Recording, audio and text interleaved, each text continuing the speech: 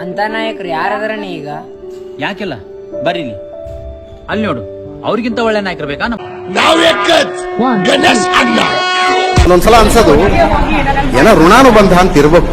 ಒಂದು ಒಳ್ಳೆ ಕ್ಷೇತ್ರಕ್ಕೆ ಒಳ್ಳೆ ಶಾಸಕ ಸಿಗಬೇಕು.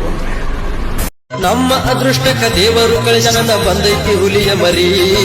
ಗಣೇಶನ ಹುಕ್ಕೇರಿ, ನಮ್ಮ ಗಣೇಶನ ಹುಕ್ಕೇರಿ, ಪ್ರಕಾಶನ ಹುಕ್ಕೇರಿಗೆ ಸುಪುತ್ರರಾಗಿ ನಮ್ಮಿ ನಾಡಿಗೆ ಸೇವಕರಾಗಿ ನಿಂತಾರ ನೀವು ಕೇಳ್ರಿ. ಗಣೇಶನ ಹುಕ್ಕೇರಿ, ನಮ್ಮ ಗಣೇಶನ ಹುಕ್ಕೇರಿ.